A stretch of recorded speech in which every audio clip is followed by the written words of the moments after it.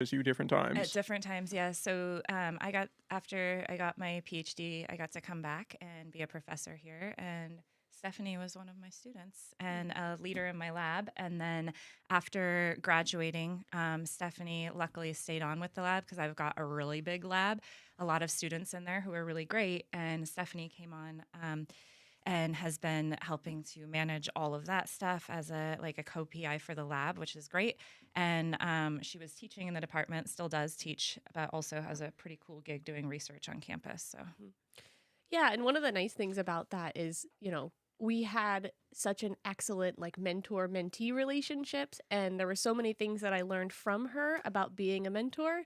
And so when I slid into the teaching role, staying on with the lab was a way that I could really just kind of like pass down some of the same really awesome things that I learned from her, which was great. And then also we do research together, which is pretty cool too. the coolest, yeah, Yeah, probably That's the best part. yeah. that's got to be exciting working with a former student and being able to bring them in and say, "Oh wow, like this is what education does. Like we Yeah, can work together." absolutely. And like, because we don't get PhD students at Humboldt, although we would like to get Sadly. PhD students. I heard that there's a movement in the CSU system for that, and that might just be my wishful confirmation bias thinking, but I'm really hopeful that that actualizes. 'Cause Yeah. if I could just stay here forever and continue to go to school, I would do that. I've got a few 100%. forever students, but it makes me really happy because you prep them for 2 years and you get them right where you want them, and then they go off and leave you. So I think I have forever- one who stayed. So Forever student is a nice way of putting it. You could also say just like failure to launch, like just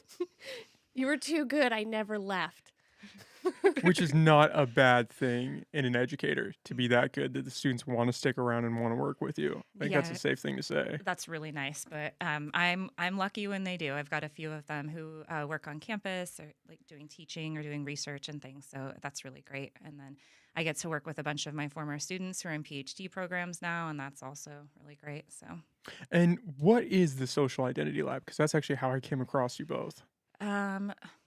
What isn't the social identity lab? So we are a research lab that's focused pretty broadly on a theory that I was trained in for my PhD by my advisor, who's Michael Hogg. And this theory is social identity theory, and it very broadly is a theory of how the groups to which people belong impact people's self-concept or the knowledge that they have about self and how they make us feel about ourselves. But this can also be used to predict and identify reasons why people are horrible to each other. We do a lot of dark research, looking at things like political polarization or trends towards extremist leadership. So we use that kind of model of how people gain a sense of understanding about who they are and the environments around them from the groups to which they belong, and then we use that to look at a variety of those other behaviors, if that makes sense. It must be an interesting time doing that kind of research in our current climate. Hell yeah, yeah, it's yeah, for sure. And I would say, because I've been doing stuff on political extremism and political identities since grad school. And then come 2015, people were real excited about that research because we were seeing a lot of it play out in real time, not just in the United States, but in France and all over the world. So, and especially the stuff that we do on trends towards populism and things like that just became really interesting to people because we're seeing it all over the place. What do you think that uptick is stemming from? Just the social media climate, the isolation from COVID? I mean, why? It seems like it's ramped up, especially lately. It's people are just going 100 miles per hour now. Yeah, I mean, and Stephanie can speak to this as well because we do the research on conspiracy theories. But I think it's a really big question. A lot of it, I think, has to do with leadership and what we've seen with leadership, and the rhetorics that those leaders have been able to successfully use to get into an influential position. And once they have galvanized the support toward them, then it's just going to move in their direction. And then you get this sense of, well, we're moving in this direction, they're moving in the other direction. And I think we are seeing that worldwide.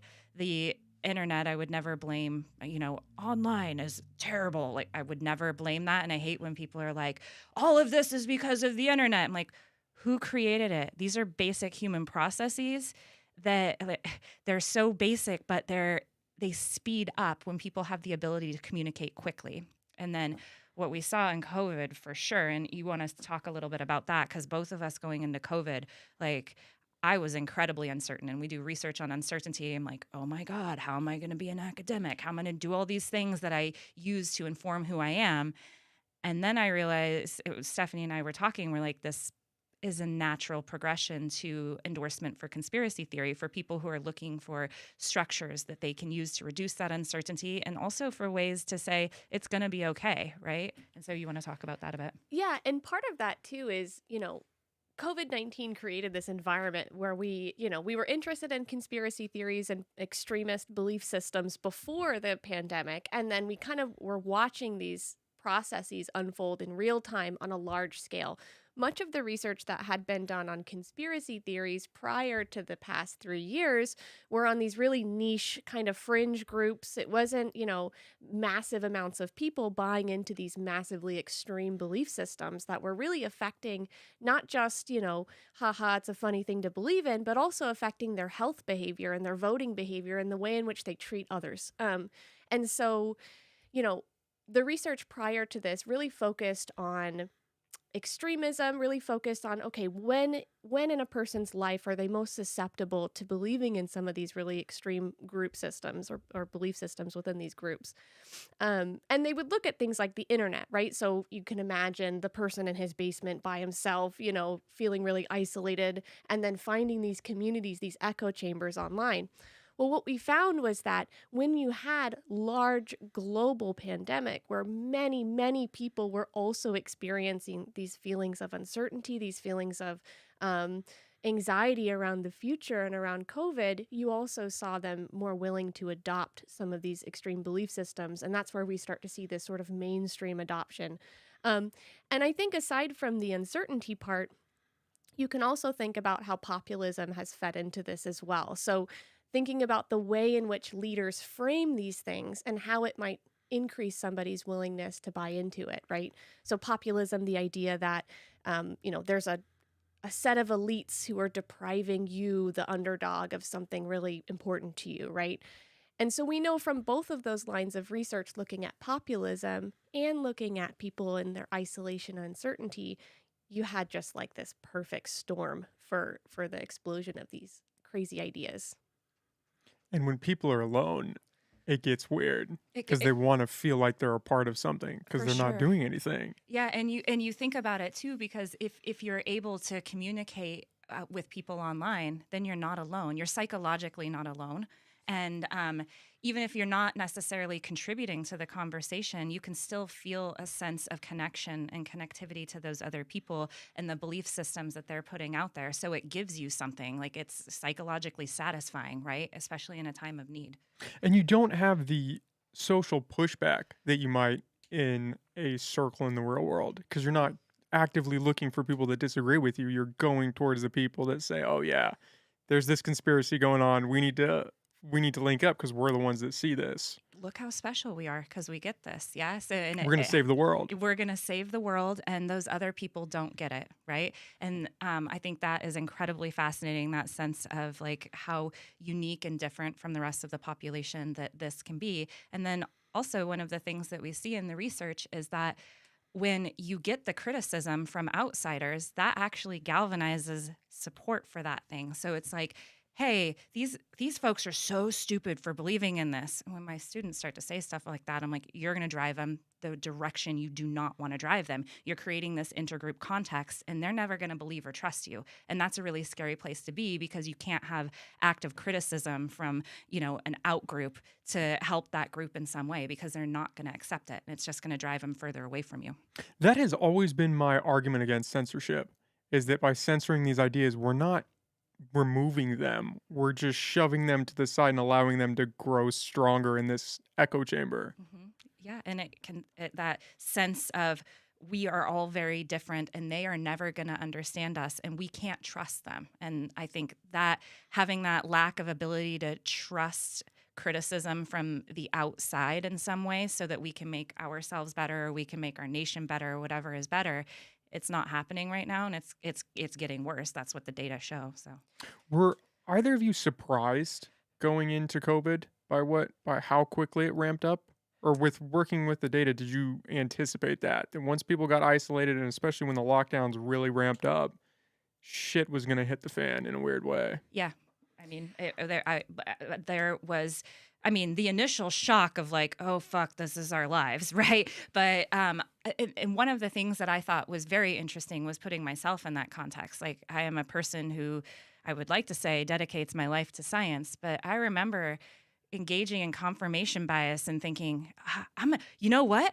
It looks like COVID's over, right? And it was complete. I'm like, I'm starting to go down that route of wishful thinking that's taking me into non-science. And so, you could place yourself in this, but all of the research that, I've been doing since grad school, that my advisor has been doing since before then on things like group polarization, intergroup relations, extremism, all of that said, when this occurs and this huge level of uncertainty occurs, you're not going to get this, oh, yeah, we're all coming together. You're actually going to get a situation in which there's going to be more conflict. So, Well, and we use these groups as our means for understanding ourselves and the ways in which we should be thinking, we should be feeling, how we should behave in these contexts. And so, one of the things, especially going back to kind of this idea where people are really quick to say, well, that's a stupid idea, right? Like, how could anyone smart believe something like that, right?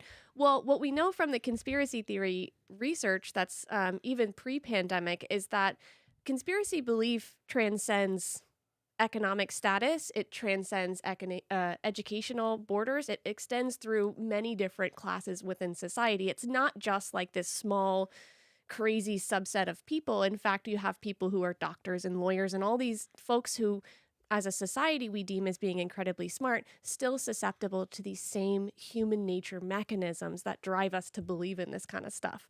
And so I think it's also really important to just think about how, even in those contexts, people look to their groups and to the people who they value around them to understand the world, regardless of what their other identities might be in terms of an educator or those things. And so when you see, many of us had people during the pandemic, family members that started to post stuff on Facebook, and we started to say, oh my gosh, you too, you believe in this stuff too. And the first gut reaction is to unfollow that person, particularly if the nature of what they're posting is something that's really hideous. But really what that does is it creates a situation where that person is no longer sharing that shared sense of community with others who don't believe in that. And so their only point of reference is other people who already have adopted and bought into the belief system. So it becomes really dangerous when we kind of cut ourselves away from folks, especially when their only source of community is other people who also believe really dangerous ideas. Is there any way to bring somebody back when they cross that threshold? That's an interesting question. I usually respond with, I only look at negative stuff. So, so there's a lot of research in the intergroup relations literature that could speak to ways in which you can kind of span group boundaries. I think that the role of leadership is really important. However, we live in a place such that it does not benefit people to get elected by this sort of come together type of policy. Particularly, we're seeing it on one side slightly more than the other side at the moment, but you still see the other side is going to push their leader further away. And there is some research on intergroup leadership, and these are my friends who do it, but right now, you don't see a situation in which you have a Democrat coming in and bringing all folks together, or a Republican coming in and bringing all folks together. It's just, that's not going to happen.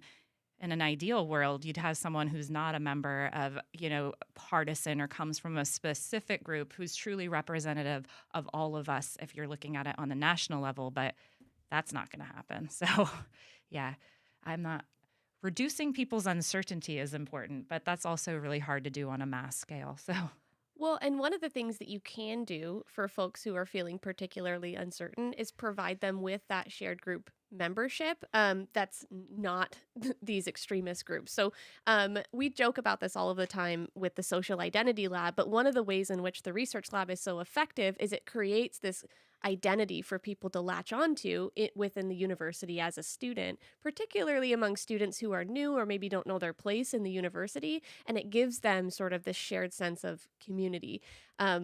And so I know it's a really unsatisfying answer in the It's a context, really but good answer. yeah. So there's that 2017 paper with Cruise and Skipper and me, and one of the things that we looked at on that paper was we made university students feel really uncertain, and then we gave them the opportunity to identify with groups. And one of those groups was some of the participants were given the opportunity to identify with a student group that was really into partying. So maybe not something that's necessarily conducive to good academics. The other group was a study type of group.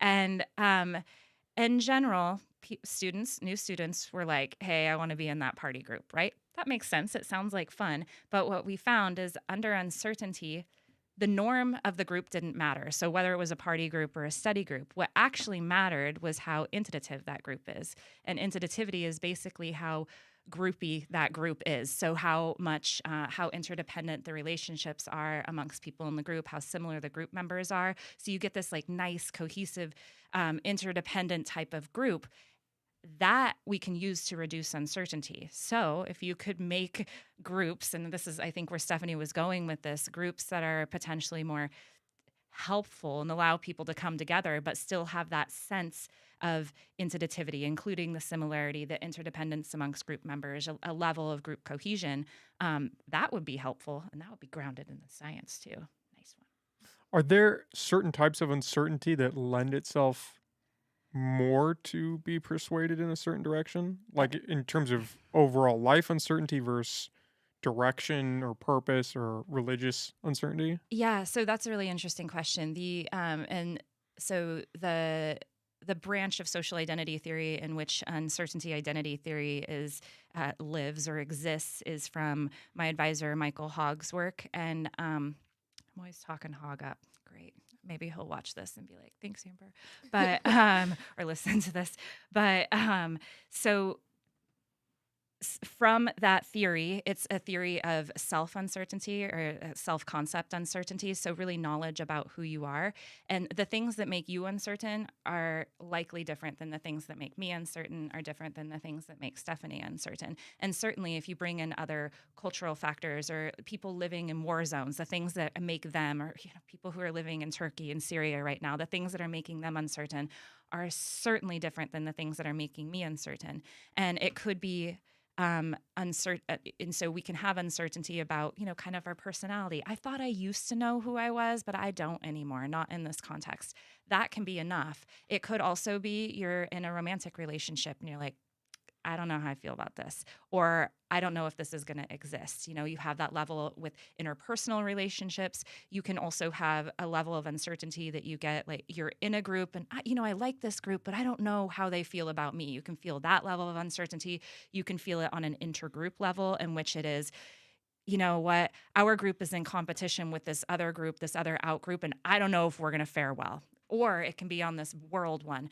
The point about the uncertainty that motivates people to cling to their groups is that it's relevant to the self. And so whatever is relevant to the self should, and the research shows, is what activates that. And so again, if I were to say, hey, Nicholas, tell me 3 things that make you uncertain about who you are. And if you said, what sandwich I'm going to eat today, be like, is that important to you? And you said no, but what I'm really uncertain about is, my relationship with my best friend, then that would be the thing that if I then were to provide you with a real cohesive group, then you'd be like, that group looks good. Does that make sense? Yeah. So really anybody is susceptible to Yeah, falling into these traps. it's true. I mean, we could make some jokes about a person that you and I know who I'm fairly certain doesn't experience uncertainty. And that's the only time you'll hear me say I'm certain about something.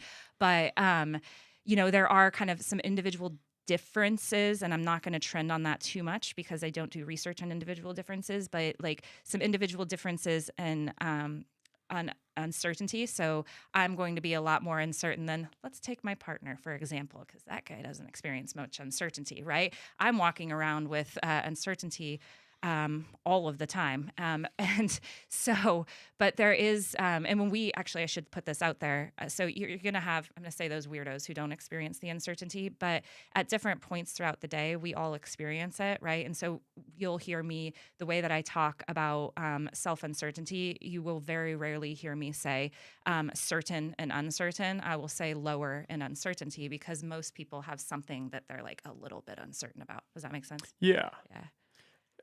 Oh, no, go Well, ahead. and I was just going to say, and that's the way a lot of the research that we do is conducted. So it's because of our ability to actually induce feelings of self uncertainty that we're able to experimentally test a lot of the things that we want to know about. So, like, we can randomly assign folks to either feel very uncertain about themselves through some of these priming mechanisms that we have, or randomly assign them to feel more certain. And as a part of that, that allows us to make these comparisons or to test Or less uncertain. or less uncertain.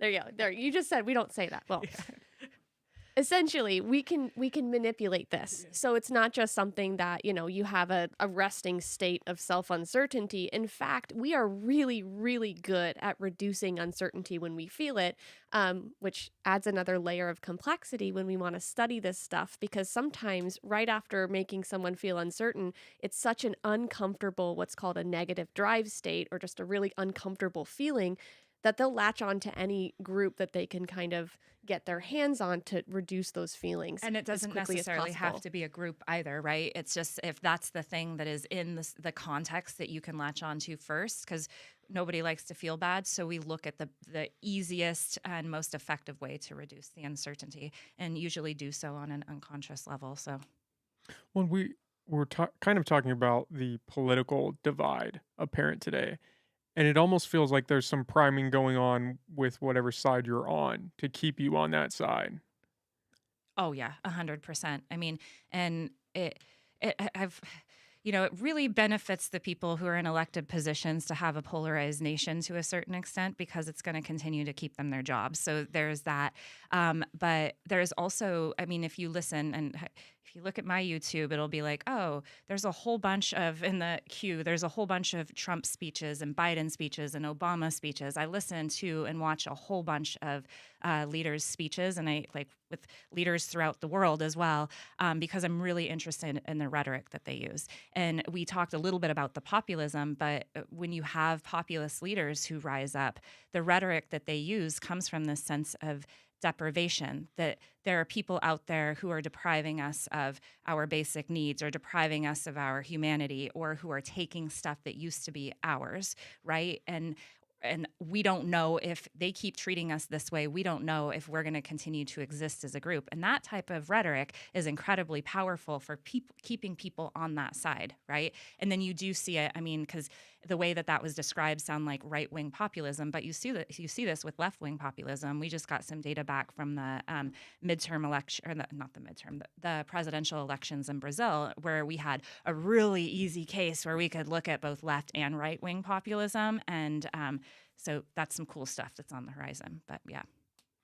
Well, and it's scary in the sense that one of the things that came out from COVID that was really apparent to me was this ability to other people that I hadn't at least personally seen to this extent. You get it a little bit with immigration.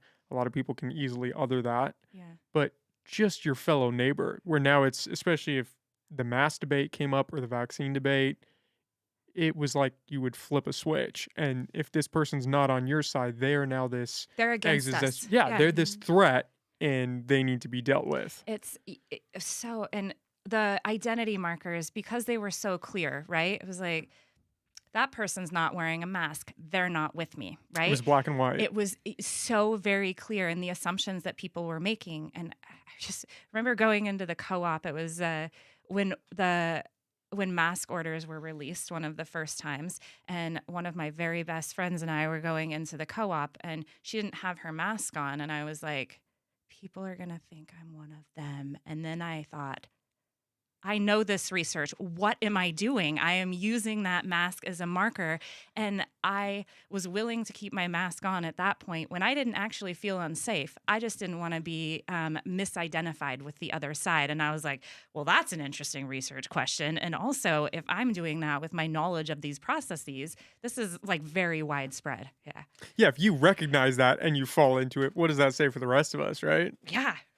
Well, and fascinating. I think it goes back to sort of the core tenets of social identity theory, and that we gain a positive sense of who we are because of these groups that we're a part of, right? So it's not just like, oh, I'm a Democrat because I believe a lot of the same things. Sure, that's true, but I also derive a positive sense of self from that, and they help me to be able to predict and explain and understand what's going on around me, because I can look to my fellow group members and say, how am I doing in this context in comparison to everybody else? Oh, they're all wearing a mask, so I'm going to wear a mask too. And that gives me comfort, because it tells me how I should be behaving in a context that's super uncertain and uncomfortable. And so I think part of that too is that when people's identities in that context are threatened, right? So when you start to feel like, oh my gosh, they're going to put me in this group that I'm not a part of, I'm not wearing a mask, they're all going to think I have all these attitudes that I don't hold. It's now shaking the foundation of who you are. It's not just being a Democrat or a Republican, it's your sense of identity. Your sense of self is being shooken, which is a bigger emotional experience than just, oh, they think I vote for Trump, which is, also a terrible feeling, but it's because it's shaking who you are. It's much less surface level than I think we like to believe it is. Yeah, it really hits at a variety of things. So it hits on like all of those motivations for social identity, right? Because you have the uncertainty bit. It can produce uncertainty. It can make me question the knowledge that I have of who I am as a person. But in addition to that, it can make me feel badly about myself, right? And so that's, another thing we seek to feel favorably about ourselves, which means we seek to feel favorably about our groups. And that's really important. And that can drive this distance between groups, both the knowledge that we get from our in group, but also how we feel about the group, because we seek to feel not just good about who we are as a member of that group, but different from a relevant out group. Because in part, we know who we are by who we're not, right? And so you get those feelings that are attached with it, but you also get the knowledge that is attached with it. And that's some cool stuff. That group level conformity is a scary thought for me whenever I start going into that realm, because you can get people to do anything if you just move the herd far enough in one Yeah. direction. Yeah. And I always think it's really important that when you see it, because people aren't going into, when they move as a unit like that, I wholeheartedly do not believe that people go into that without thinking, that they have specific motivations and they're gaining cues from other people. So they're thinking about their behaviors, and their behaviors are planned to a certain extent, and they're motivated, but they're motivated by the group level identity versus the individual identity, and all of the information that we get from the group level identity, including those people around us who are leaders within our groups, leaders within our movements. And those are the people that we look to for cues, so they can drive us in other directions, right? Which is interesting. And groups aren't all bad. We saw, for our lab, for example, our lab got huge over COVID, right? And we were just having these meetings on Zoom. And I was thinking, who wants to have another meeting on Zoom at like 6 or 7 p.m.? All of them did. We were getting meetings with like 35, 40 people just there, because it was like, oh, we all have this sense of who we are from this, right? And so the outcome of that, I think for all of us who were in those Zoom meetings, I'm not saying I liked all of my Zoom meetings, but I thought our lab meetings worked out really well. It was a very positive experience for us. And I think that that's some of the things that likely helped with some of our mental health and things like that. So I'll also say, if you have not tried to sing happy birthday to somebody with 30 different people with 30 different Wi-Fi connections, it is a glorious experience. So if you're not over a Zoom at this point, highly recommend trying to sing somebody happy birthday with 30 different Zoom timing differences. yeah, a SciLab is real big on singing happy birthday. So I also, in all of the classes I teach, as soon as I learn somebody's birthday, I'm like, oh, fuck yeah, we're singing happy birthday. Yeah. I was never a big happy birthday guy. I love singing it for other people, but when it's Same. on you, it's Yes, a different story. it's like receiving presents, right? I also don't love receiving presents, but it's that gift you feel like you're getting to share the joy with other people. And because my birthday's over the holidays, nobody gets to sing to me, so I get to live the best of all worlds. Yeah, you've got it made. Yeah. It's it's such a weird time for everyone. And you would hope that in these chaotic times, a leader would arise, right? They would steer us back in the right direction, whatever that is, or bring about unity. But like you said, it feels like they're just playing into their base. Mhm. And so what my fear has always been is that that leaves this void open, and then there's this third party that may be worse, maybe better, Yeah.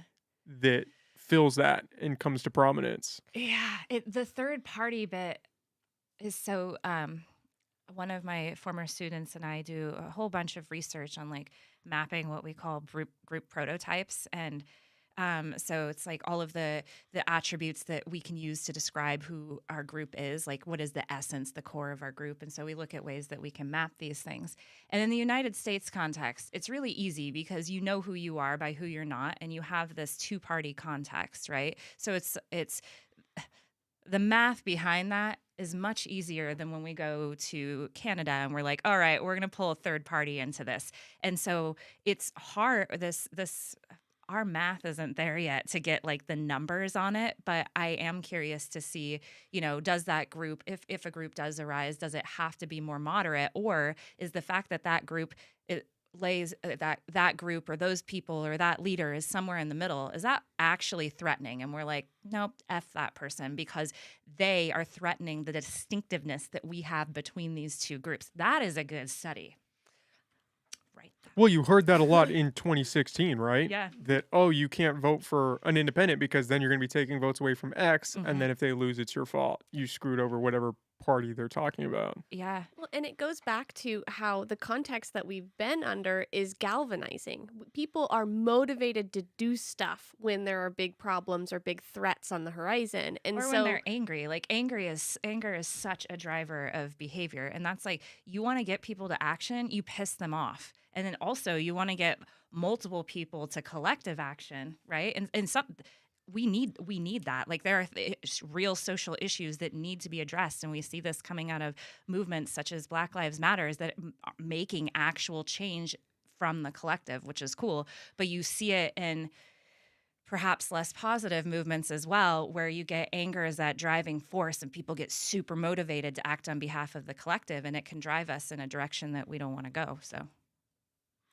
sorry, I jumped in. I was like, anger, I love anger. It's the only emotion I talk about. So well, collective emotions are amazing. I mean, you look at the way in which, especially during COVID, you had these massive spreads of emotion, right? So even when you saw something happening to somebody that you don't even know, but you identify with that person because let's say they're wearing a mask or they're not wearing a mask or whatever it is your group decided was the way that is the right way to behave, you had massive amounts of collective emotion tied to those videos that you saw on YouTube. And those small instances were galvanizing. People went out and would do stuff about it because they were so, excited by what they were seeing. And I don't think that in a moderate context or in this sort of ideal sort of world peace context, people are motivated to move in the same way, which I'm not saying is a good thing, but I think it creates a big challenge for trying to find these paths to, unity or paths to peace.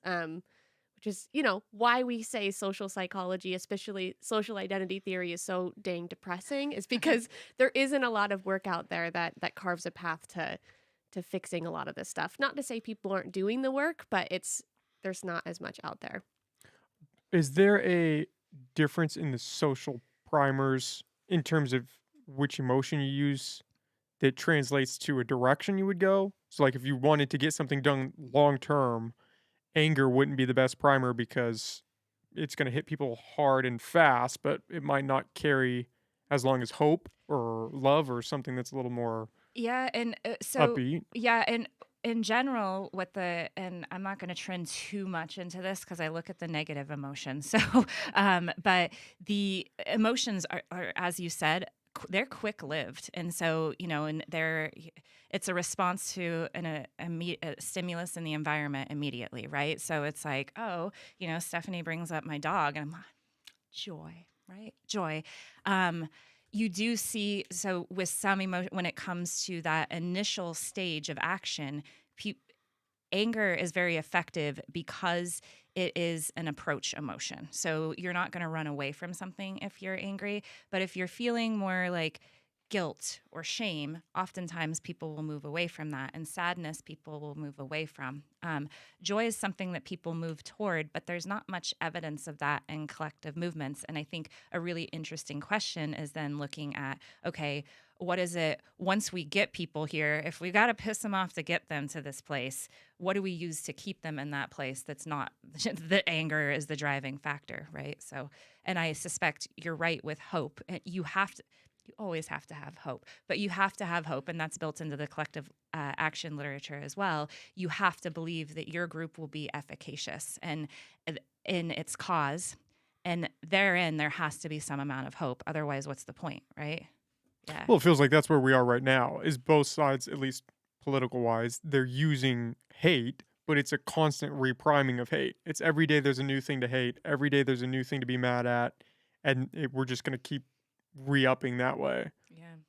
Yeah. which does not seem sustainable for anybody's mental health, for the country at large. It feels like this is a very dangerous road that we are willingly walking down or being led down, you could say. Yeah, for sure. And that's the other part with leadership is we buy into it. So that's for especially in a representative democracy, the onus is on the people as well, right? And so it's yeah, I always like to say that, well, I don't like to say this. This comes from Moscovici way back when, but every single member, irrespective of their position within a group, has the ability to influence other members in that group. And then, I think that's a real powerful thing for us to keep in mind.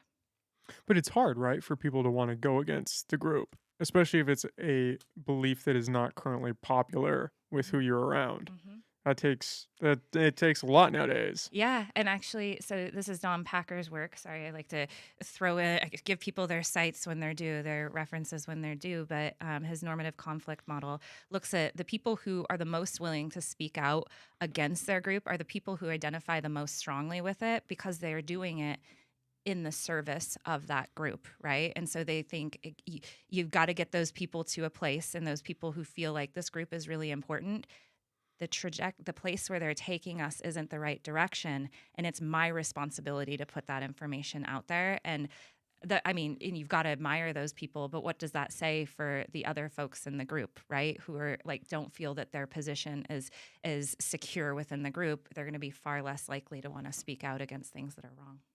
I hadn't thought about it that way. That it's out of love that you're questioning the narrative because you see where it's going. You're like, we need to turn this ship. We need to start going back where we were. Yeah, and you see, I said how negative I am, but that was very positive. That's the positive. Step in the right direction. There's a little bit of hope there. Yeah. Well, and also part of that is leadership is incredibly important. So although there are lines of research that look at other group members, perhaps people who are maybe not the most representative of the group, but maybe somebody on the fringes has influence within that group. But by and large, the most influential group member is going to be the leader. And the leader has some special qualities about them. For example, we're more forgiving and we're more willing to let the leader do things that maybe are counter-normative, or they're things that we wouldn't normally buy into or do. We allow them to be deviants. Yeah. We allow them to shape us, right? And so who we put in leadership positions is so important for the way in which the entire group will move, and not just move, but believe and adopt and start behaving. And so, it's funny. It's always like these conversations seem to end with like, well, you should really vote and you should really think about who the folks are that you're putting in those leadership positions, because they really do have the power to change people's hearts and minds in a way that is really a big deal, and that you don't get with any other group members. Yeah. What determines if somebody is going to accept this leader for the group or put forth this leader? Are there determining factors for that? Heck yeah. Now we're going to start talking about prototypicality for sure. So in the identity leadership research that my colleagues and I do, there's a very robust effect that we tend to prefer what we call group prototypical leaders, and that is people that we think best embody who we are. And this is so they possess the attributes, and also there's an aspirational quality. So they best represent who we are as a group, but also who we want to be as a group. And this became really, really important because I remember some of my students were like, you do all this stuff on prototypical leaders and non-prototypical leaders, because they're interesting as well. But on prototypical leaders, but how did the Republican Party vote in Trump? how he's not prototypical of Americans and he's trying to speak for all Americans. And I was like, how? He has an aspirational quality that those people who voted for him buy into. It's not just that he's just like us. He was like them and is like a lot of his followers in a variety of ways, right? The way that he speaks, the way that he presents himself. But he has some aspirational qualities. Being that rich is an aspirational quality for a lot of Americans. So it is these leaders who have these things that best represent our group, but also best represent what our group wants to be that we tend to look toward. And a big part of that is that sounds as if these leaders are born that way. They're not born that way because groups change, right? And the things that we want out of our group change. And they also change with respect to what outgroups are present, right? And so it might be that in a specific situation, you're a leader, Nicholas, and you're a very moderate leader in that group. And we're like, okay, we like this, except in an intergroup context, when we think they're getting a little bit close to us and we want to be different than them, that outgroup, we want to demonstrate we're different. This extremist over here, Stephanie, now she's prototypical of the group because she has those aspirational qualities that allow us to move away from them. And I think we've definitely seen that in a lot of elections, right? So, Well, you see that especially with Biden, right? I mean, how many times has he run in the past, never met the mark, and then he runs now and wins? yeah, yeah, it's really interesting, and the people who are holding. And I don't want to talk too much politics, but the people who are holding Biden accountable to things are like, he's not doing a good job on this or this. It's those things that from the left that they feel that he's not doing a good job on that are more moderate decisions, right? So, yeah, it's interesting. Well, and you can think back too when we had the really big divide within the Democratic Party, looking at folks who are Bernie folks and then folks who are looking for more moderate candidates. In that context, you had really high levels of polarization in terms of what was happening with extremism on the right. And so in those contexts, you saw a huge swath of Democrats lean in towards Bernie because in that moment, he was that aspirational, more extreme, more left-leaning candidate that we thought maybe could do something in this really highly contentious context in a group. Yeah. I think one of the other bits, though, and you saw that with the way in which Clinton spoke, is that she realized that. It's clear that she realized that, and she made the divide between her and Trump quite big, which, and between the Democratic and the Republican Party quite big. That's what's really interesting about the lead up to elections, right? Is the lead up to elections in that primary situation, the people that we vote for it benefits them to be extreme in that situation. And then we used to live in a place where then you have the trend back towards moderation, but we'll see in 2024. So, Do you think we're going to trend back towards the middle, or do you think we have a deeper route down polarization to go through before we get there? Yeah, that's a good question. And I say I don't make predictions about elections. I was literally going to say, this is when she's going to say, I don't make predictions about elections. I don't make predictions about elections. That's kind of like, let me check my magic 8-ball. Yeah, but I could tell you what the data say in the lead up. And right now, so our last, our biggest data set that we have that's collected most recently, right now it looks pretty damn polarized on both sides without a trend toward moderation. So, and that is their preference. And we are seeing some interesting things is that there are folks on the Democratic side who are really, because I think a lot of Democrats when Biden got elected were like, this dude's not progressive enough for us, right? And then you do see this trend in some of the data where you have people who are like, oh, Biden is allowing us to polarize away from them, which I thought, this is fascinating. So I need to dig more into that.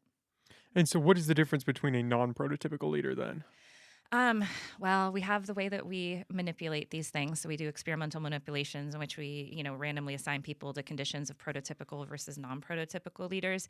In general, I think you see this more in a candidate situation versus a new type of leader, but someone who is less prototypical or more peripheral of a group is somebody who don't really have the attributes that we think represent who we are, right? So if you take we're not going to, we won't use a political example this time. Let's use the social identity lab. Okay. So if we say, what is the features of our group that we share in common that we also think are special and unique is we know the theory really well. We're all really hard workers. We're nice people. Everybody likes dogs. There's rules to get into this lab. You got to like dogs. Okay. It's not a bad rule to have. It's not a bad rule to have, right? So we have all of these things, but then we see this person's not very hardworking. They don't really know the theory type of thing. I don't really think they represent who we are. That's someone who's going to be less prototypical. And you can see how, if we were to have an election in our lab, which would be really weird, but if we were, the person who embodies the attributes that we think best describe us are the person we're going to go for in that situation. But in a study, what was it, our 2012 paper, so the Rast et al. Paper, we did find that in conditions of high uncertainty, sometimes that prototypical leader advantage will be weakened or go away. And so our explanation for that finding was sometimes you're just looking for leadership per se. And I do believe that there are situations in which non-prototypical leaders can rise up the ranks. Now, one way for that is it depends on what you're talking about by like prototypicality, right? And so are they non-prototypical if we're just sitting around here and we're not thinking about any out groups? Are they non-prototypical in this situation? Sure. But is there a situation in which that person who's kind of fringy then moves us away from an out group? Now that person's more prototypical. So you have that as a context as well. And then there's the lovely research that comes out of Moscovici and then all of his, all of the folks who came after Moscovici on minority influence and looking at times in which you can have minority leaders. That research doesn't necessarily focus on minority leaders, but minority groups when they can come and actually get majority support and drive social change. And that's really cool research too. So I always think although we study prototypical leaders and we find that prototypical leader advantage, I'm really interested in the peripheral people. I've always been interested in those folks and then how they have the ability to change the group. And then you bring in deviance and all of that type of stuff. And now we have a good afternoon going. Well, it's like an interesting story, right? The underdog Yeah. coming out of left field. How did they win? Where did they come from? Yeah. And then and their ability to change the group, right? Because if you think you put this in the minority influence context, you think, well, the status quo is comfortable for the people who are in those high status positions, right? So who's motivated to change the group and under what conditions are those people who come from minority positions, under what conditions are they going to be able to drive the social change that occurs? And that I think that's fascinating. Do groups always tend extreme over a long enough timeline, or can they stay moderate, or is it obviously dependent on a number of different factors? Yeah, we always say context is key, right? And so it depends on the context. And if in a competitive environment, typically you see that movement towards extreme, right? And then we live in a time in which some of our leaders are really good at highlighting the competition. Again, we go back to the populist rhetoric and all of that types of stuff. And driving the sense that we really need to move away from them. But there are some times when we're not necessarily thinking about that, right? And then you get that sense of maybe, sorry, I was going to cite some more research. I'm like, oh, I got this other line of research, but and then I forgot it. Oh yeah. So creating a sense of, and this is where you get the like relational identities coming up. If you are able to describe a context in which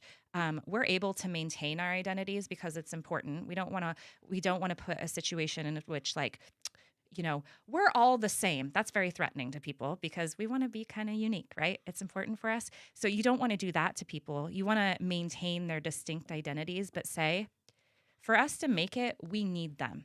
And these are the things that we respect. And this is the things that we do together. So it creates what Brewer originally coined the term, and then the intergroup leadership folks came up as relational identities between the groups, which allow them to maintain distinct identities, but also to have some places where they meet and some mutual common ground. And if you can get to a context with that, that'd be real cool. Well, it seems like that's I mean, that's an interesting concept because if you take current social movements today, it seems like there's a trend towards a greater division and almost a you want to be more part of the group than the individual. You want to almost get lost in who you surround yourself with so that you can say, oh, okay, I'm not this group, I'm BLM or I'm part of the LGBTQ movement or Antifa or the far right extremist group. Like pick a group. It's almost like they don't want to be the individual, they want to be this cluster. And I think that also speaks to this idea of like effective allyship. So, some of the work that's being done by some of the graduate students in the lab looking at collective action has touched on some of this stuff. Oh, yeah, and Um, also we'll throw Radke's work out there because her work is real cool too. Yeah.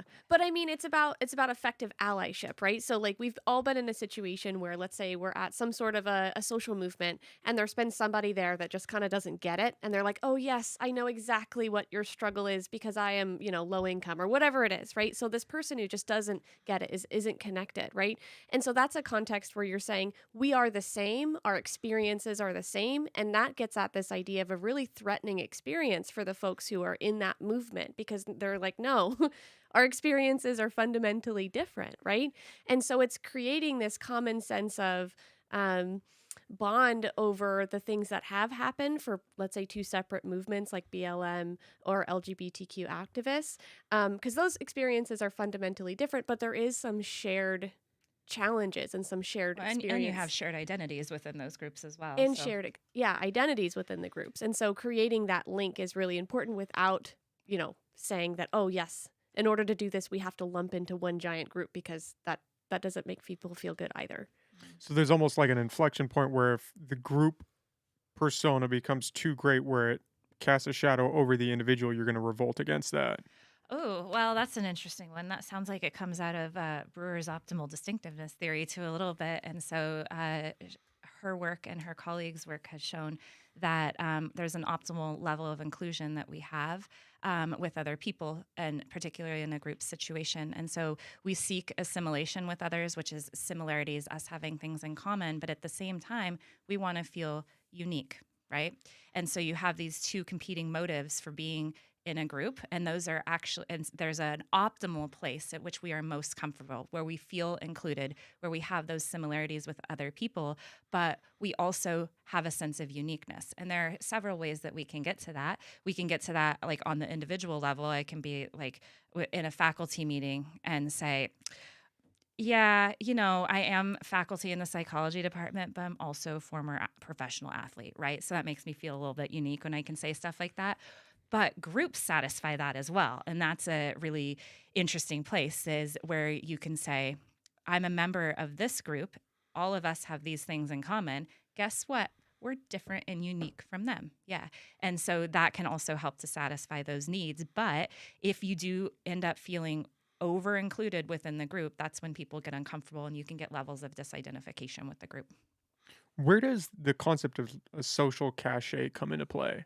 Because you hear that a lot with, we're going to go back to the LGBTQ movement for a second, with girls who are identifying as trans, predominantly young teen girls, where historically it's been men identifying that, and there was this point where it switched, and now it's predominantly young girls, and it seems to be clustered around certain groups. So these groups of girls in these schools will identify, and they might grow out of it, they might not, but it seems like it's almost this social contagion is how it's been referred to me. Yeah. I mean, Because it's like an influence thing at some point, right? Where you get to be a part of this marginalized group, and there's a little weight that carries that. Almost like if you're a sports star, you could say, "Oh yeah, I'm an NBA player." There's a little cachet to that. yeah, so I think you're talking about it like going at it towards a self-concept clarity. It can help me to clarify my self-concept and the knowledge that I have about self and like satisfy some of those uniqueness things. I do think it's important when we're talking about identities, particularly with marginalized identities, that it's like, we see people the way that they want to be seen, and different trends and where people come from originally are likely going to change with the changing nature of society as well. And so I've had this conversation with a few folks who will say, like, we're getting more people who are adopting this identity. I'm like, well, are they adopting it or is that their identity, right? And so it's what it's what they are using to inform the self-concept, what they're using for that identity that I think is important. And so I don't know how else to talk about that. I mean, I think that that idea comes from a place of believing that there's permeability within some of those groups. And I think a lot of these That's a good marginalized point. groups experience challenges because their groups are fundamentally not permeable, right? You can't just join and leave at will. It is who you are, it's a part of yourself. And so, and in some instances, it's the stuff that you're born with, right?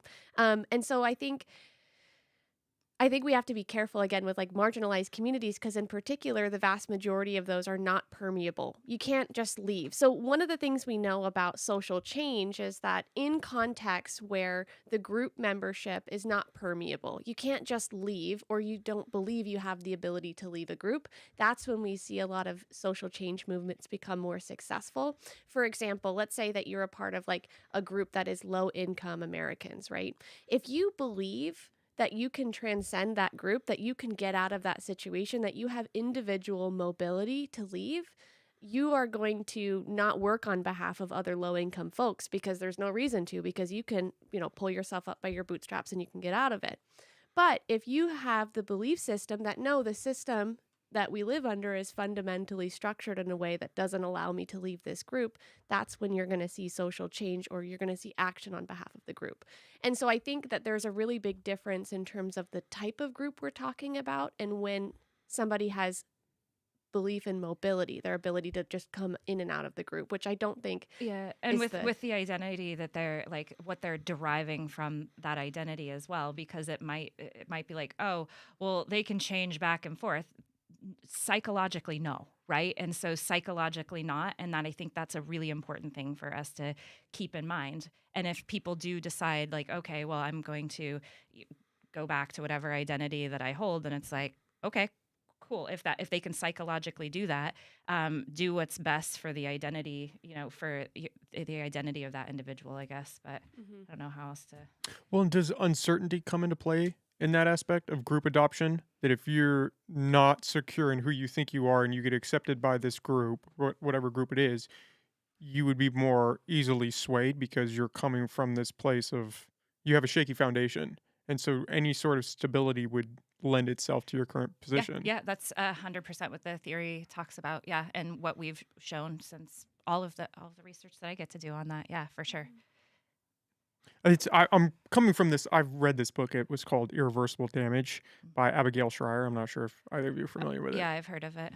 It's a good book. Yeah. I don't know. I haven't read it. Okay, No, I have heard of it. It's a very interesting book. As someone who is not a part of that community or doesn't really know a whole lot about the community, it was just an interesting read. And she takes the perspective that a lot of it seems to be. That's where I got social contagion from. Yeah. She is under that belief that it's to some extent a social contagion where these influenceable. These people who can be easily influenced are falling into that. And that's where the social cachet comes from, that some of these children are trans and are going down that path. Some of these don't have a sense of self and are lost and are going through these hormonal changes and discovering themselves like kids do. And they find a home in this group and then at some point may or may not regret that.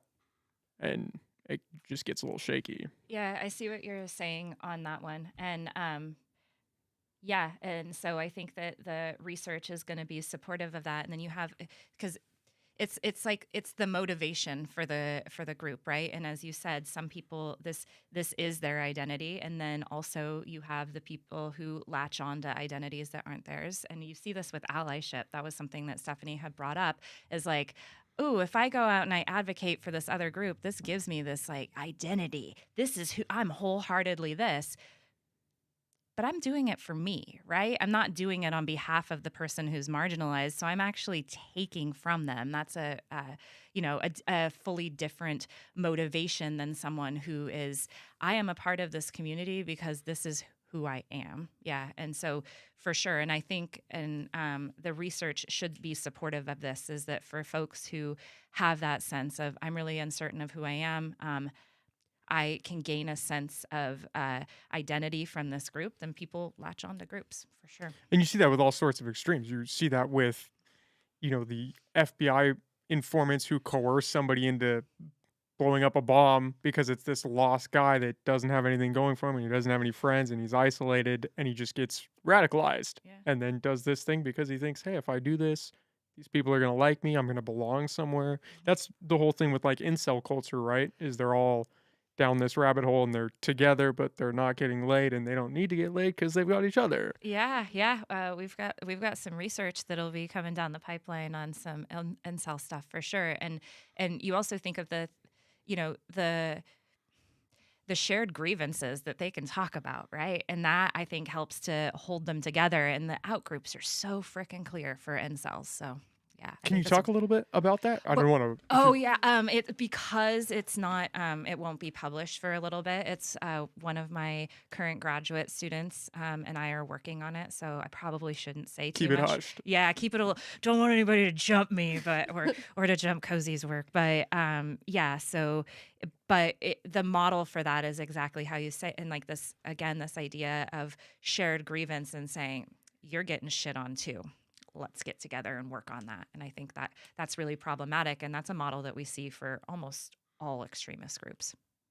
Are Is there a varying degree of cohesion depending on what the unifying factor is? Like if I'm part of a group that's an incel group and we're all not getting laid and we all feel like the world's against us, are we going to be a closer knit group than say a group based on race or visual aspects Hmm. or like the belief in the power of hard work and these more abstract ideas?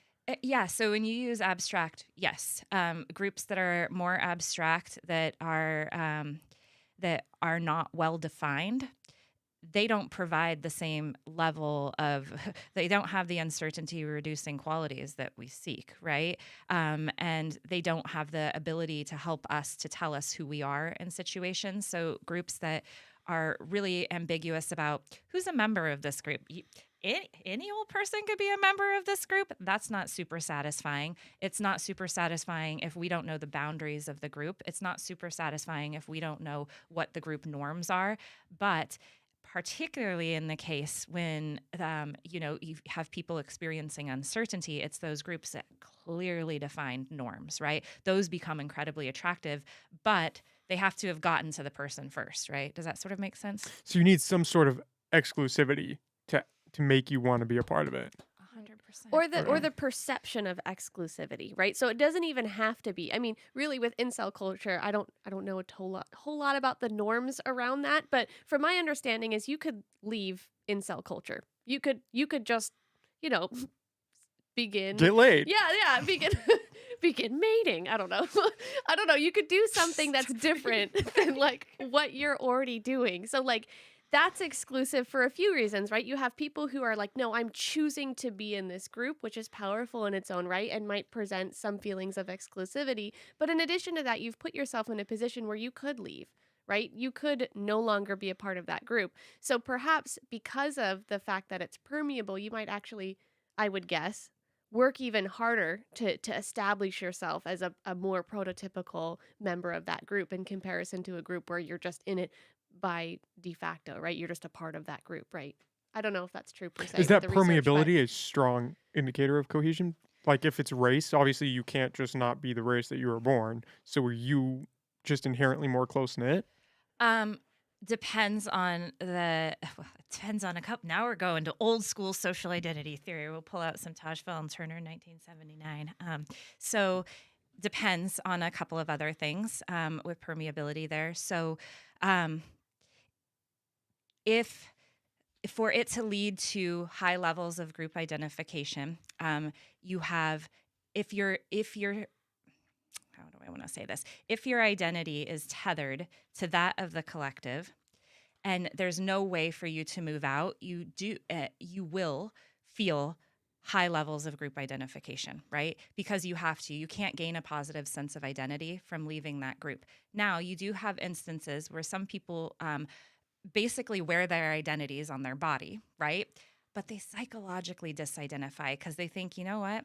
I'm the exception to the rule here, right? And so you can get a level of psychological identification from groups or people who are walking around. It's like, I identify as a woman. I'm like, yeah, Yeah, my male colleagues, they make more money than me. I don't know if that's true or not in my department. Actually, I can tell all of our salaries are online. So some of them do, some of them don't. Um, but I can say, you know what? I just don't really think about being a woman very often. I'm not tethered to that as part of my identity. I'm gaining my identity from being an academic, from being an athlete, or whatever the case is. I just kind of psychologically disidentify as a woman. Then you're not going to see me want to do anything to improve the lot for all women, right? Or to improve the position of all women. Does that kind of make sense? And so you don't necessarily have to have that portion in place. Like you can still psychologically disidentify with a group even if you feel like it's all over your body. Yeah, that would track, right? Because you Mm. have people that will revolt against a group that they're a part of that isn't permeable in favor of trying to join this other group, Hmm. right? Hmm. Yeah, in favor of trying to join that other group, or even thinking like, oh yeah, well, all other women are like this, but I'm not like that. I'm exceptional in this case, so I can be more like the guys in this situation. Well, and it comes down to like your perception is your reality. And that's something that transcends across many different disciplines in social psych. I mean, it doesn't matter if the group is or is not fundamentally permeable. I mean, there are many people in poverty in the United States that, based on the structure of how things are set up, they're probably not going to be as rich as Donald Trump. I mean, statistically, it's so unlikely, right? But if they believe that identity is something that they can transcend, that they can move through, then that's all that really matters in terms of their behavior. And that's true with many other things when it comes to voting behavior. If there's a belief system in place, it doesn't matter what the reality is if the person has bought into it and they believe it to be true. Yeah, and it also, so the other piece of that, the other part of the social context that is really important is the legitimacy, the perceived legitimacy of the nature of the intergroup relation. So when we're talking about, groups that are being subordinated or feel that they're being subordinated, you have some members of groups who say, yeah, but we kind of deserve this, right?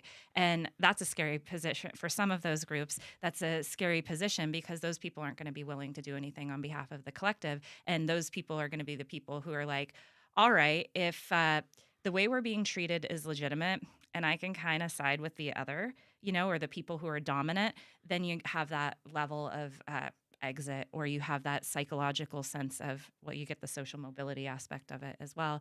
Um, yeah, so I needed to put in the legitimacy factor for social identity theory because it's also really important. Well, you can get that with abusive relationships, right? Hmm. Where it becomes this habitual cycle and it's not, oh, this person is just beating on me and I don't deserve it. It's, oh, I did this thing, so they were right to hit me because And of then X. you don't have the people who leave in that horrific situation for sure. So, and then when you have the people who believe like this is illegitimate, the way that we are being treated is not okay, right? And the way that society is structured does not allow us to do anything about it because you have impermeable boundaries. Then now we work as a group, and then you get that sense of drives towards collective action and stuff like that. So with radical groups particularly, do they start out as radical or do they have these leaders that arise from the fringe that just keep moving the group in that direction? How does that track? Um, I think it's a little bit of both, right? And it because the way that all groups are structured, in large groups, you have subgroups within them, and then you can have competition with subgroups that are like, ooh, we're going to be more and more this way, right? So you have this other comparison with these kind of within subgroups comparisons as well. So and then the ability to attract new members to that is going to be important. So I don't think all groups naturally start off as extremists, but there are reasons for which they will go to the extremes for sure. Can you identify the groups that will tend in that direction? Is there any Like research on that? like before it gets that Yeah, way. so like you can look at a group and say, "Oh, 10 years time this group it's going to get a little dicey."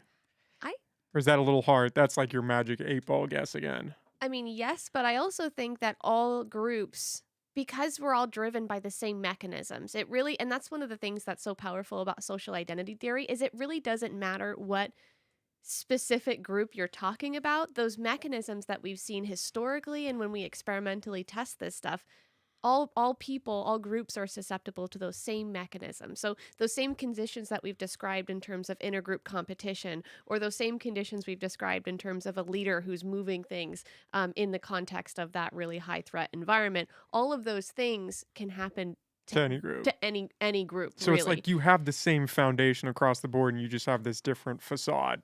Like, Yeah. oh, we're a different group, but really at the base level, It, we're all succumbing to the same the principles. the processes are the same, but the norms are different within the groups. The things that make us special, unique, different from them are they are the things that make us different. And so you have the norms that are different, but the processes driving those things are the same. Mhm.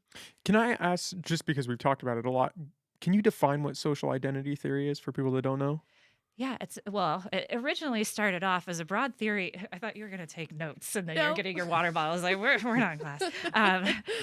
Yes, there will be an exam on this, Yes. so be prepared. Good exam taker Joke's right on there. me. This is like my orals for like preparing for oral exam. Yeah, exactly. So social identity theory was originally started as a broad theory that gets at intergroup relations. So, and in doing so, it was really important to take into account the structural factors and the nature of the relationships between groups to get at intergroup relations. And so that's when we brought up the permeability and the legitimacy of the status relations and things like that. And then not too long after that, you had the social identity theory. I'm doing history right now. You have the social identity theory of the group, which is self-categorization. And this is where it brings in the social influence processes and the mechanisms that get people to identify with groups. And then after this, so originally starting off just to say, this is why groups attack each other, right? So starting off with something like that, but then you get, okay, this is what people get out of their groups. This is and that was present in the original papers as well. But this is what people get out of their groups. This is why people are in these groups. These are the mechanisms that lead them to that identification, and then you then have a point in which, okay, this is what people do with those identities, and this is how people polarize those identities. You get the rise of social identity theorists starting to study leadership and things like that, to take leadership from being, the great man theory of leadership and say, oh no, leadership is truly a group process. You have a reciprocal relationship between, the leader and the group, right? So the leader in the group prototype, but also the leader and the members of that group. So the fact, again, that we have leaders is because we support those leaders. And so taking it away from, again, the individual differences. And then you have social identity theory looking at extremism, for example, and how these same mechanisms that lead to group identification, that lead for people to feel satisfied within their groups, are also things that can lead to extremism. So it's a pretty broad theory, but starts off grounded in the nature of the relationships between groups and societies. And how did you both get started in it? I mean, obviously you have your own stories, but how did you get started in this field? Like, why social psychology? I mean, obviously it's very interesting. At least sitting over here, I'm fascinated. Yeah. So I can see the appeal from an outside perspective. Yeah. So, I mean, if I go way back, like I looked through my notes from high school in my sociology class, and I'm like, dude, I was a social identity theorist before I knew it, because I like the stuff I pulled out of sociology. But and then when I was in high school, it was like, I want to go be a physics major and study black holes. And then I was told girls aren't so great at math, and I didn't have the language to say that's sexist. So with psychology, came to Humboldt, took a few psych classes and did not like them. I was like, this is not for me, because I thought like most students who start off in psychology are like, I'm going to be a therapist. And quickly, I'm not going to be, that's not for me. I am glad that there are people who are so smart and so well trained and can do that, but that's not me. And then I took a stats class in psychology, and I was like, this is really cool. And then started working in a research lab with a social psychologist. Took a research methods class and was like, oh yeah, this is me. Took a social psychology class. This is me. Took a psych of prejudice class, which tends to be taught from social psychology. Yes, this is all of it. So applied to PhD programs. And although I'd heard of the theory of social identity theory before one of my mentors at Humboldt said, "Hey, I think you should apply to Claremont Graduate University.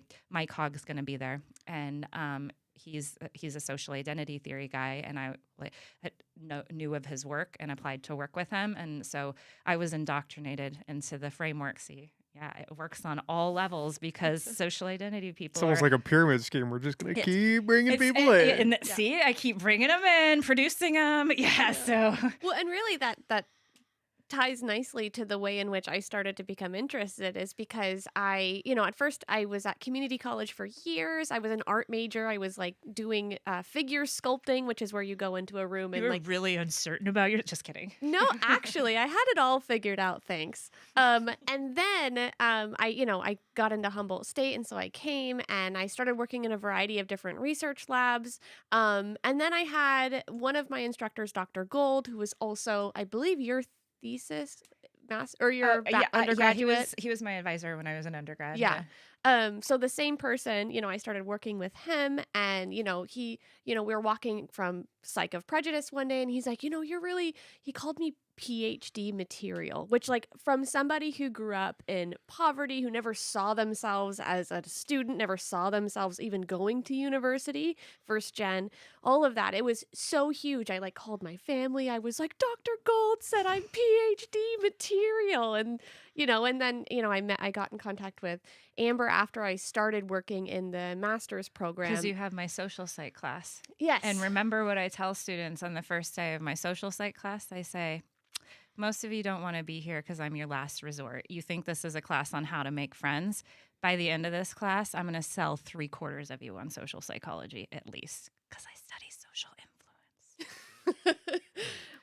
So, yeah, I mean, really, that's what it was, is I started taking her class, and then she's like, hey, you should really come to lab meetings. And then, of course, I just got wholeheartedly sucked into it. And really, I mean, it's one of those theories that isn't tied to a particular aspect of, like, human existence to me, because sometimes like some of the interpersonal stuff, it's like, oh, I do relationships, or oh, I do this one piece, but Or like a specific type of relationships. Yeah. exactly. So it's real specific. But what's so lovely about this is social identity theory, and the framework that it provides gives you a means for understanding the world broadly as things change, because it is context specific, but the mechanisms don't change. And so for me, that's the thing that's really inspiring, is no matter what's happening in the world, we have a framework for understanding it. Hence, it reduces our self-uncertainty, because during the pandemic, when everybody was panicking, we had the answers, We right? had yeah. We had a means for understanding and creating structure when there wasn't any. And so I'm really grateful for that as well, and to kind of have those tools. And the research out there is so diverse, like the application of it is so diverse. So you have folks who do research on, the extremist stuff, which I do a lot of that.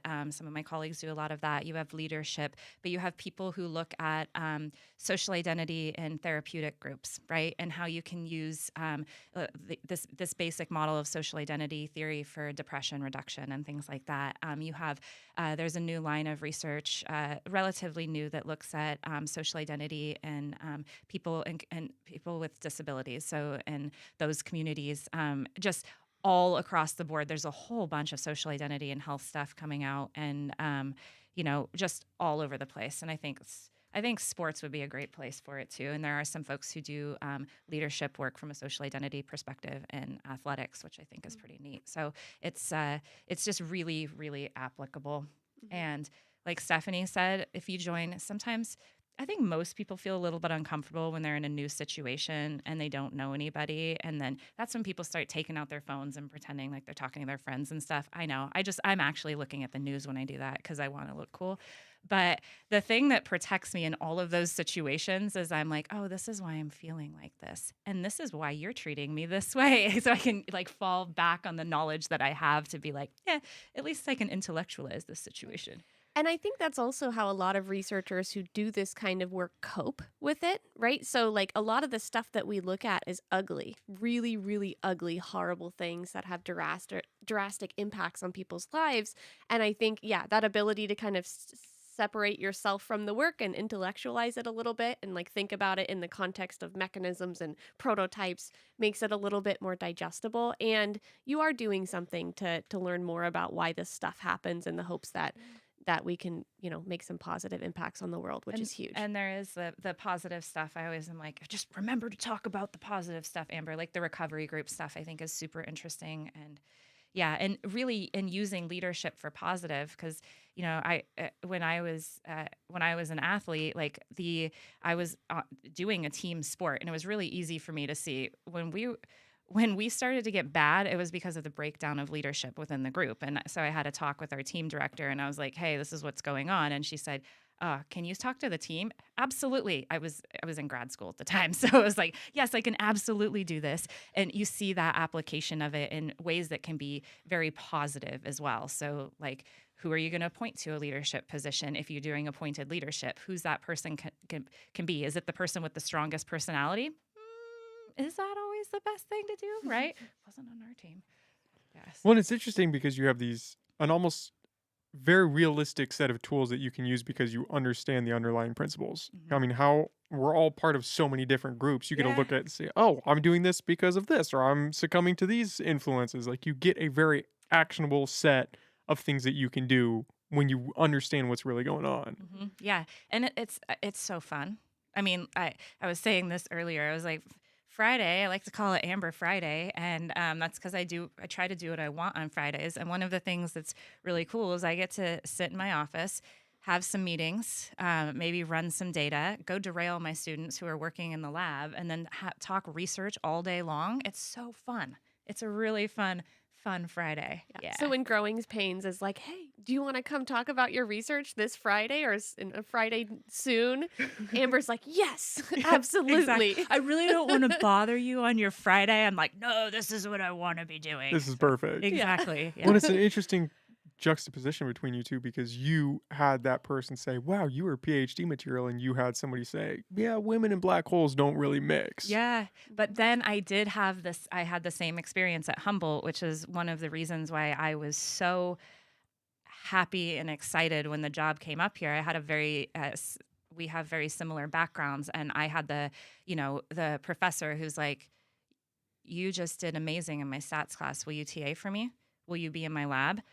You know what?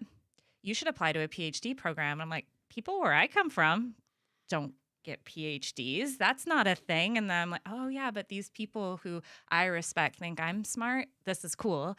And then when I got the opportunity to apply for this position, the position that I have now, I was so excited to do that because then you can turn around and pay it back for the people who, are in that situation. And it's really cool.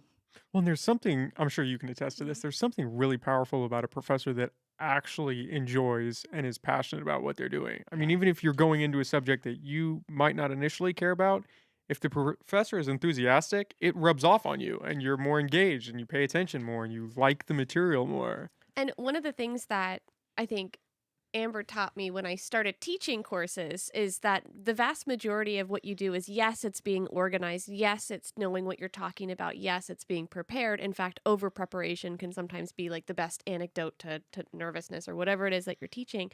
But really the vast majority of it is just being an inspirational person, right? So like making people feel like they are capable, they are smart, that they can do this, and that they should also be interested in this stuff because it's wicked cool, right? So I mean, I think that's part of it, right? Like getting somebody, helping them sort of discover the same things that kind of light you on fire about what you're talking about, and that's huge. And it shines. You can. It makes see a difference. Yeah, It makes a very tangible difference. Yeah, it's fun. School is cool, folks. Yeah, if there was a subtle plug for going to school, right? It's like, yeah, guys, it's going to be great.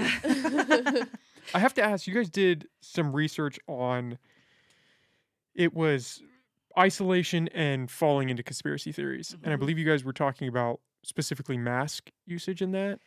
Did we do? That was one of the measurements that we took. It wasn't the primary component. Basically, our question was, in this context of COVID-19, when somebody feels self-uncertain, so uncertain about who they are in the world, are they more willing to believe, adopt, join into these conspiracy groups? And so one of the things that I did with that is we primed people to feel uncertain or to not feel uncertain. And we did that not by our regular prime where we say, tell me about the things that make you feel uncertain. But we got at it by making them feel socially isolated. So think about a time when you felt most disconnected and isolated from the people that you care about in your life during COVID, And this right? is like we started like late spring, early summer of 2020 when it was like, Oh, really fresh. Yes. yeah. And one of the ways that we do this is instead of just having people think about it, we ask them to write about it. And one of the things that's so powerful about that is as you get this data in, you start to see the stuff that people are writing in these write-in boxes about what's making them feel isolated from their family. You had people saying, my wife and kids are in the other room, but since I have COVID, I can't see them or touch them or talk to them. And it was just like really so sad. intense stuff. Yeah. But anyway, for science, right? So we made people feel horrible, either really isolated and uncertain or not. And then I presented them with fictitious Facebook pages. One of them was just like a regular support group saying, hey, during COVID, we all have to, stick together. Here's some information from the CDC. And then we created a fictitious Facebook page that had COVID-19 conspiracy information. So it was basically an identical page, except for one of them was talking about, the real origin of COVID was made in a lab. And here's some links to some less reputable sources that were clearly conspiracy based. And we also measured some stuff afterwards. So how likely were they to identify with the people in the Facebook pages? How likely were they to engage in masking behavior? And how anxious did they feel about the future financially, socially, or in terms of their health? And what we found was that overall, people were far more willing to identify with the non-conspiracy group, which was a great thing to find. But what we did find was that the folks who identified with that conspiracy group, by and large, it was the folks who felt most uncertain and as a function of how much they supported Donald Trump in that context. So we found this really intense effect where they're far more likely to believe and support in the conspiracy group, but in that context, it was only a function of whether or not they had support for Donald Trump and his leadership, which goes back to some of the conversations we had about the importance of leadership and how, although we know uncertainty makes people more open to this stuff, they're more open to their group and to their leaders, and what their leaders are saying are the things that you should be adopting and believing in. And so that's kind of what we found there. What was funny about that is the university picked up on that and put out a press release. And so that was picked up by Lost Coast Outpost and the local news organization that is slipping my mind. Oh, that was the one in Reading, the KRCR. KRCR picked it up. And so we did an interview for that, and they had this story on Facebook that just had the title, and we got within 10 minutes just hundreds and hundreds of comments on the Facebook post. And so naturally, as researchers, we said, well, we should collect all of this data. It's public. So we scraped all of the Facebook data and we did some qualitative analyses to see like what was happening in those comments. And it was pretty clear that most people didn't actually read the study and like really, look at, they probably didn't even open it. But what we saw was a lot of those same themes of like polarization, feeling threat, a lot of people arguing across partisan lines. A lot of people thinking that I have a large research budget. Yeah. I mean, yeah, there was someone like, these people in their big research budget. And she's like, what do you mean? Like, the $250 I paid out of my pocket for my data. Yeah, so exactly. huge. This is purely passion, folks. Yeah. But yeah, so that's some of the work that we did. What came out of that study also, aside from the really cool qualitative analysis, was identifying that folks who were made to feel more isolated also had more anxiety about their health. They also had more anxiety about their economic futures. And so you can think too about how feeling isolated can induce other types of uncertainty, not just the type of uncertainty that comes from yourself, but also about the future and your health and those things. And it's really important because that study, some of it seems negative, but there's the here I go being positive. The positive twist to it was that the other half of the prime was making people feel connected and it worked. And we were able to do this thing like think about some of your friends or family or people who are important to you, what you're getting out of that. And that worked. And it was like you can merely just get people. I mean, now I'm going to sound all soft and gushy, but if you remind people of the relationships in their life that they are grateful for, right? So that sense of gratitude, I think, is really important, and something when we were going through that, because of course all of us are working on Zoom at that point, like hating our lives, and and we are the ones who are the privileged ones in that sense, for sure. But then seeing those things and being like, oh yeah, I am really grateful for my friend who can come sit on my deck with me, and like it's not the ideal situation, but this is what's working in this moment, and using those things to reduce the uncertainties is kind of cool. Yeah, and demonstrating that experimentally it does reduce self uncertainty. So we talk about all the bad things that can happen for folks who are uncertain, but also knowing what helps us to feel more secure in who we are and how we're moving forward and how that has implications for avoiding some of the negative stuff that we study. Well, and the anxiety, especially, right? How many people got super anxious being locked down, and that Yes. just became their natural state of being? Is now just Yeah. like hyper all the time. And it's still out there for folks too. So yeah. What I wanted to continue with that was one of my biggest fears with the polarization aspect of today is that with the eroding of once credible sources, I'm afraid that that just tends people down a greater path of conspiracies. Like with you had the mass debate, and then you had the Cochrane review, and now that is called into question. And then you had the natural immunity versus the effectiveness of the vaccines, and now that has been called into question. And then you had the Twitter files and the government aspect being called into question. Is there any research out there that would track where that goes? That, oh, if you start eroding once credible sources, groups get even more hyperpolarized? Because, I mean, where does that go, right? If you have these institutions that you trust, and we kind of talked about this a little bit, Yeah. where people are kind of attacking institutions and professors and things like that. Yeah. Does it just keep getting worse? Well, yeah. And so I feel like there's a lot to say about that. And I think now I'm going to sound political. I don't want to, but I think that the Russian model is really interesting in this situation, in which you have, you know, news being put out by Russian TV, right? And this started a long time ago. So much information being thrown at people that there's this great book that was written, I don't know, like 10, 15 years ago or something. It's called like Nothing is True and Everything is False or something like that.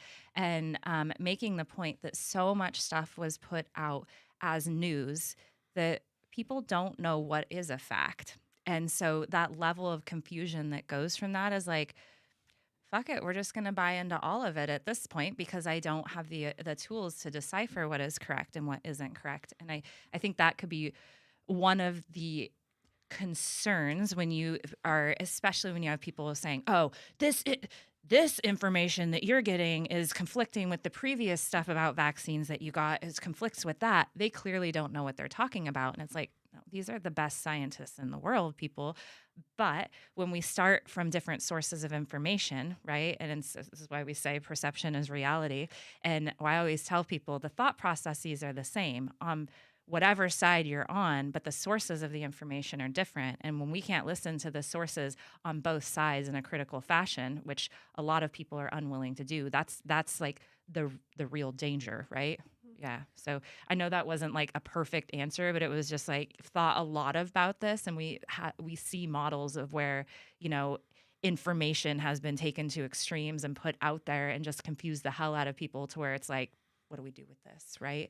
And then also the sense of that polarization that continues to occur because of the different sources of information. Well, and part of that too is, and I think you were alluding to it too, but cognitively, there's so much information being pushed at us all of the time. I mean, think about those periods of time, especially during the pandemic, where your phone was going off with a new crisis like every 45 seconds, it felt like.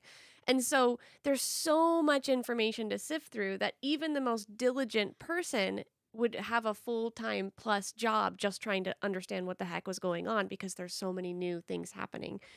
And so that again highlights sort of the importance of the groups that we're a part of, because oftentimes we don't look at each source and make a logical evaluation, although we like to believe that we do. We oftentimes don't. And so one of the ways that we get around that cognitively is looking at what our other group members are doing, what they're believing, right? And so if a leader is saying, we don't believe, this science that's coming out, cognitively, that's the easiest and less uncertainty inducing thing to do is to just go with that, right? And just be like, yep, that's what I believe too. Yeah. And not just go with it, but actually think about that argument, but that argument alone. So you get this directed form of information processing that it's not that it's thoughtless. I'm only thinking about this one thing, and I'm not getting the exposure. And what we know is the more in depth our level of processing is with incoming information, the more it sticks, and the more it sticks for long periods of time. So Yeah.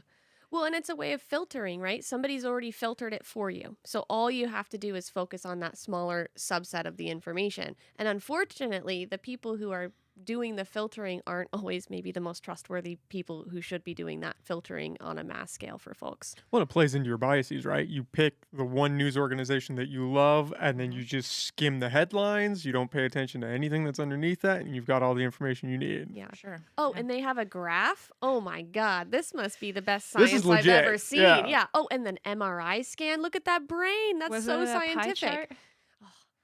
I have a bone to pick with pie charts. It is the least useful way to visualize your data, but is the only thing that pretty much any organization that I've worked at, that's what they want. They're like, oh, can you just give us a pie chart? It's like, Tell no, us how you no, really feel about pie charts. you can't have a pie chart. You can have a bar graph, error bars too. You'll like it. Heck yeah. Well, and we kind of talked about this, I think it was off air, about the headline problem that we face today, especially with research. News organizations just find that one thing that sticks and then blast it out there. And then it's like, oh, well, that wasn't necessarily the whole story. And now millions of people just read that one line. Yeah, absolutely. And because in general, I'm well aware that nobody knows who I am. But if something goes out public, I get very, very nervous about how my words are used because it's not just my research, but it's what people take from that research. And it's also my colleagues' research as well. So I have a sense of like, what are you going to ask me about? Because I want to make sure that it's represented because you do see how things are miscommunicated all of the time. And called into question all of the time. Yeah. And that's the other part. And especially you do some of this research, there can be a sense of like, oh, people might not like me or what they think I represent because of this, or think that I am a biased person because of this. And it's like, I'm just giving you what the data said, right? So, Which is weird that people would try to pick a bone with you about what is in the data. It's like, I Yeah. didn't control the data. I structured it and we ran the test and this is what Yeah. it said. Yeah. Run it yourself if you want. So, yeah, for sure. Yeah. That's one of the interesting things about publishing research, right? Mhm. Is that you're just putting this information out there and then people can do whatever they want with it once it leaves your hands. Yeah.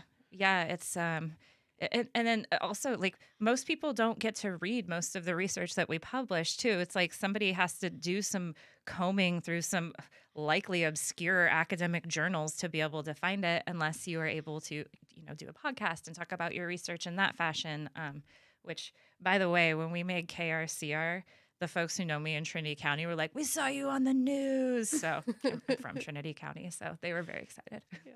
Well, I mean, yeah, you said it right. How many people are actually reading through the actual research and taking a dive into an academic journal and saying, okay, let's actually look at this study. Let's see how they ran it. Yeah, and also for good and for bad, because there are articles out there that are published that aren't published in good journals, right? And if those make the media, that's also very problematic because it's like, they didn't do the stats right, or there was a confound in their design. It supported exactly what they wanted it to support because they did some level of p hacking or something else that's unethical, and that is what gets traction. That's what people end up buying into because it has a sexy title.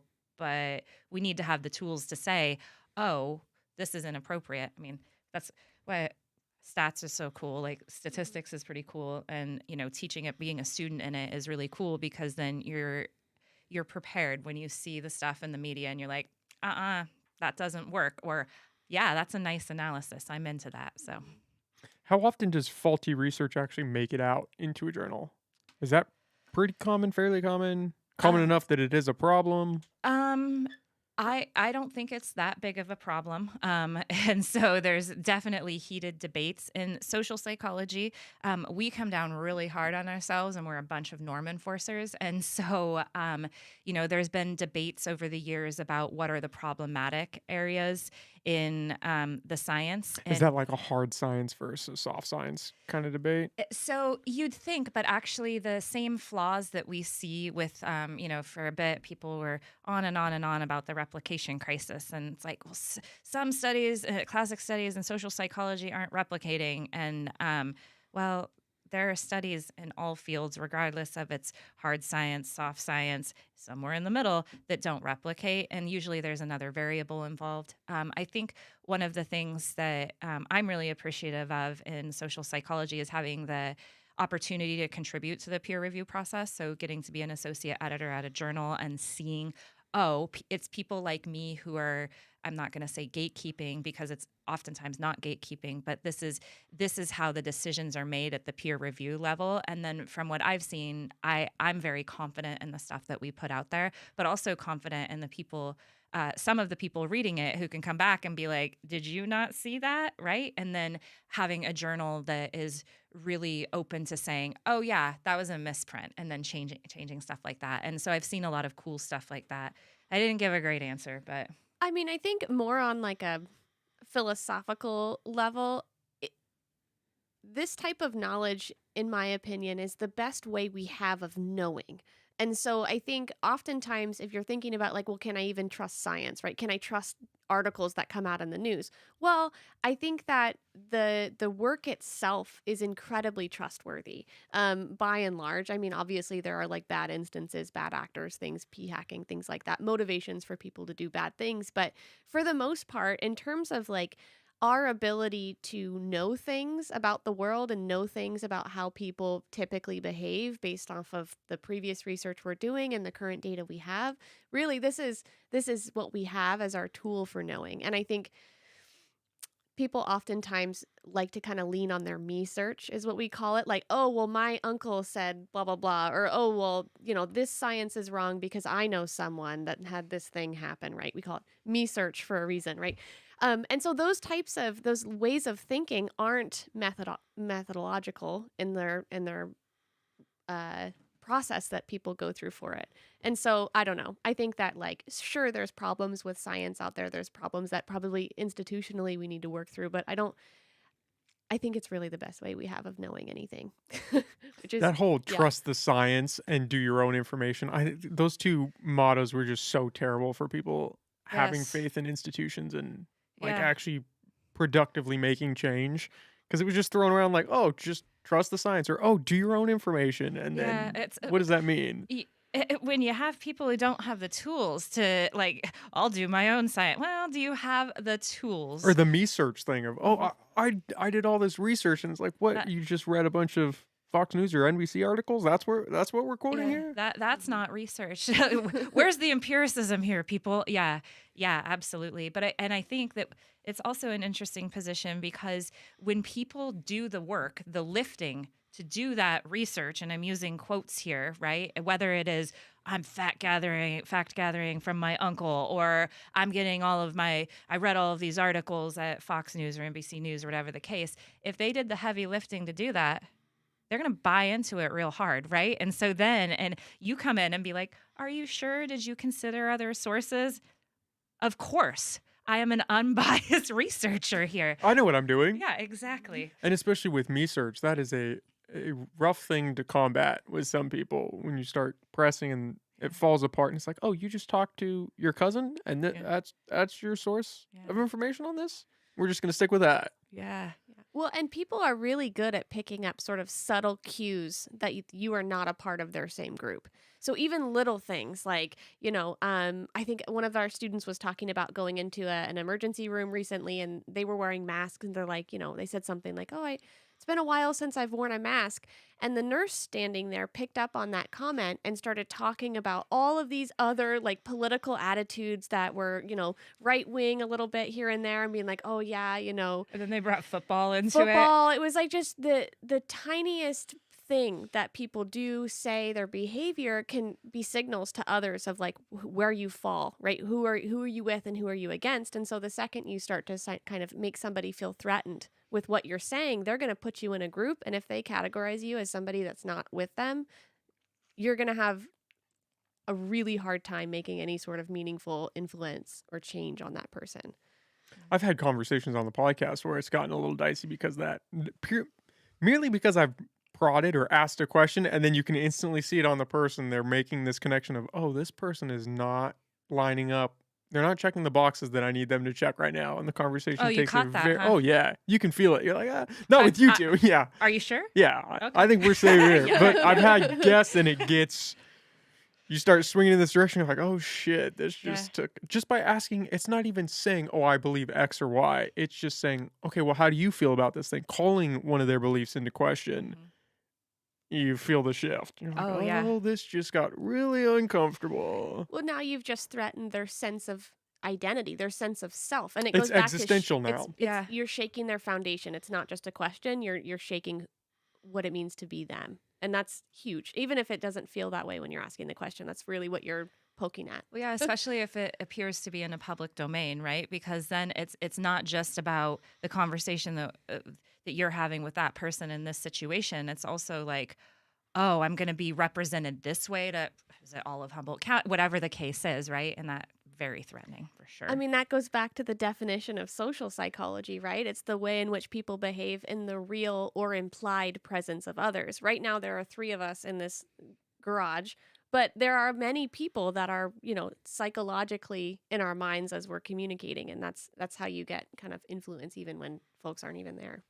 Yeah. And that's how you get that sort of censorship where you watch what you say because, oh, it might be safe in this environment, but there is that externality of, are other people listening to this? How is that going to track with them? Yep, for sure. And it gets a little dicey. The biggest problem that I see is that people are just too attached to their beliefs because the idea that if my belief is wrong, I am wrong, and that is a fundamental problem that I cannot experience. I can't be wrong because you're not, like you said, it's not just me being wrong.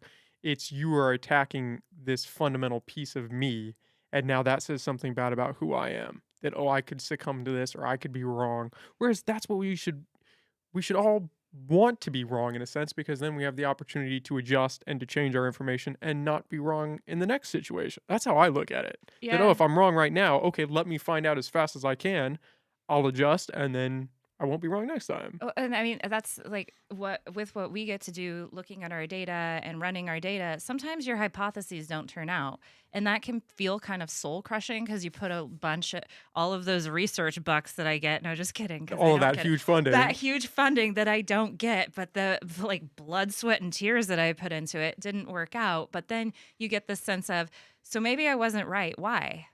Now I get to do the next thing. And yeah, I completely agree with that. And I think you see that in teaching a lot. You have different folks. Some people feel like threatened if they don't know the right answer straight away. And I'm like, if a student in one of my classes asks me a question that I don't know the right answer to straight away, there's 2 reasons. And I'm only going to give you one of them. The one is that it's a really legitimately good question and I need to find the answer, right?